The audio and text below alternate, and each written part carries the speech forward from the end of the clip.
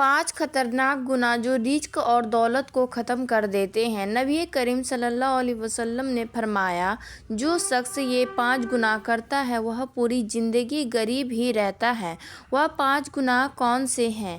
Number 1، ایک بار حضرت سیدنا علی کی بارگاہ میں ایک شخص حاضر ہوا اور عرض کرنے لگا، یا علی، دنیا میں کچھ لوگ ایسے بھی ہیں جو امیر خاندان میں پیدا ہوئے مگر جب وہ مرے تو غریب تھے، لیکن ان کا رزق کبھی ختم نہیں ہوا۔ اس کے برعکس دنیا میں کچھ لوگ ایسے بھی ہیں جو کچھ عرصے کے لیے امیر بنتے ہیں لیکن پھر دوبارہ غریب ہو جاتے ہیں اور ان سے رزق چھین لیا جاتا ہے۔ اس شخص نے پوچھا، یا علی، وہ کون سے گناہ ہیں جو رزق میں کمی لاتے ہیں یا اسے ختم کر دیتے ہیں؟ حضرت علی نے فرمایا، اے انسان، 5 ایسے گناہ ہیں جنہیں کرنے سے رزق ختم ہو جاتا ہے اور آہستہ آہستہ اس میں سے برکت بھی اٹھا لی جاتی ہے۔ اس شخص نے دوبارہ پوچھا، یا علی، وہ 5 گناہ کون سے ہیں؟ حضرت علی نے فرمایا، نمبر 1، سود کھانا۔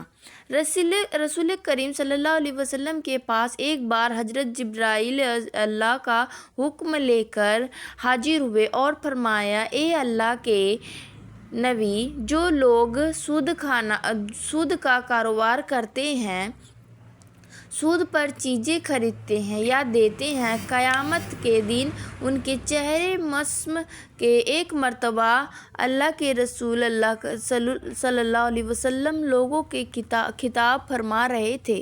آپ نے فرمایا، اے لوگو، تم میں سے کون ہے جو اپنی ماں کے ساتھ زنا کرنا پسند کرے گا؟ لوگوں نے عرض کیا، اے اللہ کے رسول، ایسی کوئی کیسے کر سکتا ہے؟ ہمیں تو اس گناہ سے سخت نفرت ہے۔ آپ نے فرمایا، یاد رکھو، جو گناہ سود کے کاروبار میں ہے وہ تو اس سے بھی بڑا ہے۔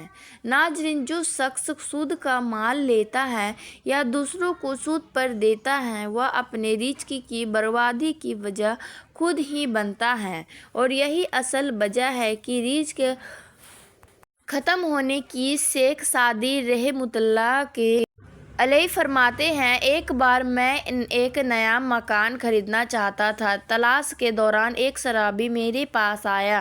وہ کہنے لگا، حضرت، فلاں محلے میں ایک خوبصورت مکان ہے، آپ اسے خرید لیں۔ میں بھی اسی محلے کا ہوں تو میں آپ کا پڑوسی بن جاؤں گا، اس مکان میں کوئی عیب نہیں۔ شیخ سعدی فرمانے لگے، اے آدم جاد، اس سے بڑا اور کیا عیب ہو سکتا ہے کہ تو میرا پڑوسی بنے؟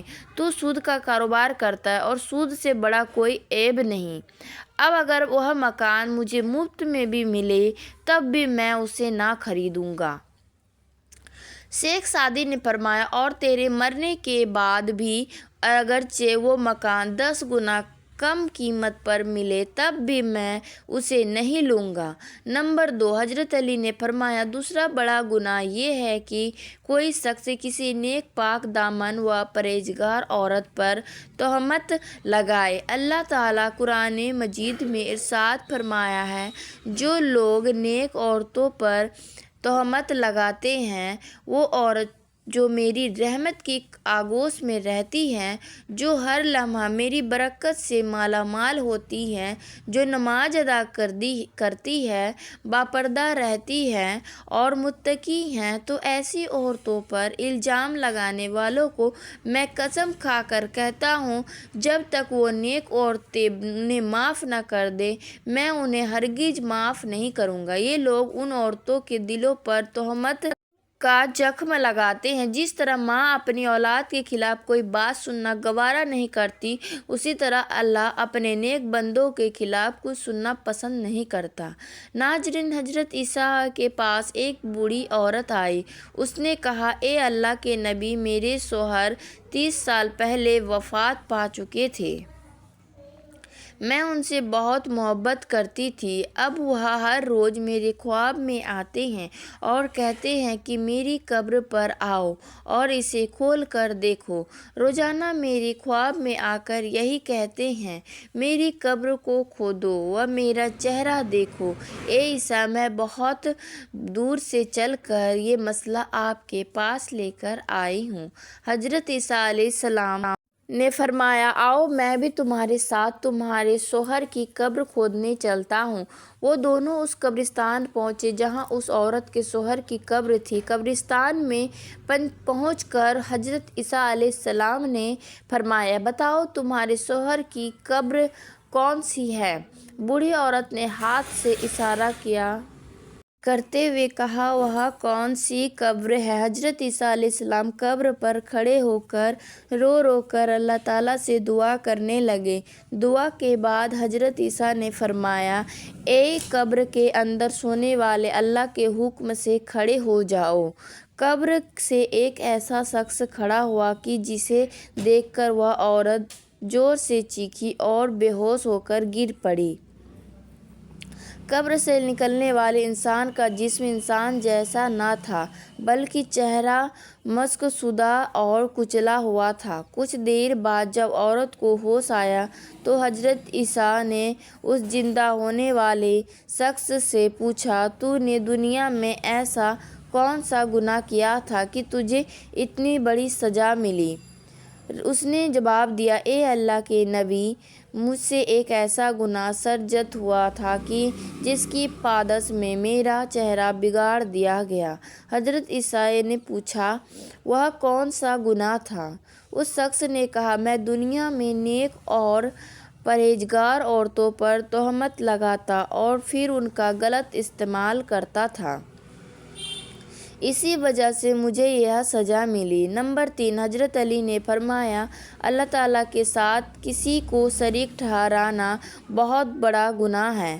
اللہ کے ساتھ شرک مت کرو، کیونکہ روز محشر اللہ تعالیٰ ہر گناہ معاف کر سکتا ہے، چاہے وہ زمین و آسمان کی چوڑائی سے بھی بڑا ہو۔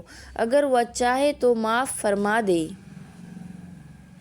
مگر شرک کرنے والے کو کبھی معافی نہیں ملے گی، کافروں کی بخشش ہرگز نہیں ہوگی۔ نمبر 4، حضرت علی نے فرمایا، چوتھا گناہ کسی پر جادو کرنا، کسی کا زنا حرام کرنے، کسی کی خوشیاں چھیننے اور حسد کے باعث رزق چھیننے کی نیت سے جادو کرنا بہت بڑا جرم ہے۔ حضرت علی نے فرمایا، جادو کرنے والا شخص دائرۂ اسلام سے خارج ہو جاتا ہے، اور جب جادوگر مرتا ہے تو کفر اور مردت کی حالت میں مرتا ہے۔ جادوگر کی موت کبھی بھی حالت ایمان پر نہیں ہوتی۔ نمبر 5، حضرت علی نے فرمایا، کسی کو تکلیف دینا بھی بہت بڑا گناہ ہے۔ کسی کو دکھ دینا، کسی کا جینا حرام کر کے خود خوش ہونا، کسی کو رلا کر اپنا دل خوش کرنا، یہ سب وہ گناہ ہے جس کی وجہ سے رزق ختم ہو جاتا ہے۔ حضرت علی نے فرمایا، ان 5 قسم کے لوگوں سے روز قیامت سخت حساب ہوگا اور دنیا میں ان سے رزق چھین لیا جاتا ہے۔ اللہ تعالیٰ ہمیں دین کی مکمل سمجھ عطا فرمائے اور نیکوکاروں میں شامل فرمائے، آمین۔